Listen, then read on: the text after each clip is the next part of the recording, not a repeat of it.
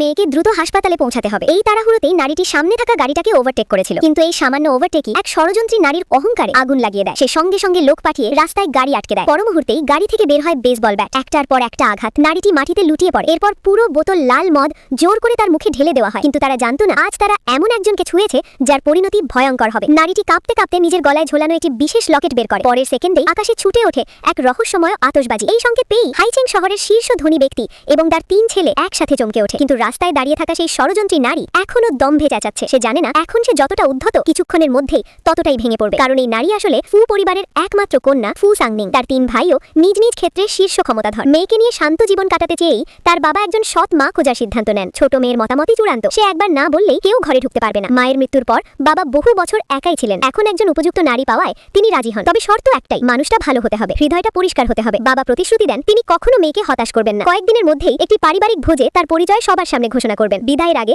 3 ভাই ছোট বোনকে দেন একটি পারিবারিক আদেশের টোকেন। বিপদে পড়লে এটা ব্যবহার করলেই পুরো ফু পরিবার ছুটে আসবে। সেদিন মেয়েকে নিয়ে নারীটি বাড়ি ফেরে। আজ তার জন্মদিন, কিন্তু কেক কাটার আগেই হঠাৎ ছোট মেয়েটির বুক ধড়ফড় করতে শুরু করে। মুহূর্তেই সে অজ্ঞান হয়ে পড়ে। ভয় পেয়ে নারীটি 3 চাকার গাড়িতে করে মেয়েকে নিয়ে ছুটে যায় হাসপাতালের দিকে। পথেই আবার দেখা হয় সেই উদ্ধত ষড়যন্ত্রী নারীর সঙ্গে। নিজেকে ভূগর্ভস্থ সম্রাটের হবু বউ বলে সে লোহার রড দিয়ে আঘাত করে এবং দম্ভ করে হুমকি দেয়। নারীটি যখন বলে আমি ফু পরিবারের বড় মেয়ে, তখন সবাই হেসে ওঠে। ওষুধ ছিনিয়ে নিয়ে ষড়যন্ত্রী নারী বলে হাঁটু গেড়ে ক্ষমা চাইলে তবেই দেবে। মেয়ের প্রাণ বাঁচাতে নারীটি নিঃশব্দে হাঁটু গেড়ে বসে, কিন্তু পর মুহূর্তেই ওষুধ মাটিতে ফেলে গুড়িয়ে দেওয়া হয়। ঠিক তখনই আকাশে আবার জ্বলে ওঠে পারিবারিক জরুরি সংকেত। দূরে কোথাও একজন বাবা চিৎকার করে ওঠে আমার মেয়ে বিপদে। পুরো শহরে জারি হয় প্রথম স্তরের সতর্কতা। ফু পরিবার নেমে পড়ে রাস্তায়, আর তখনই সবাই বুঝতে পারে আজ তারা সত্যি ভুল মানুষকে ছুঁয়েছে।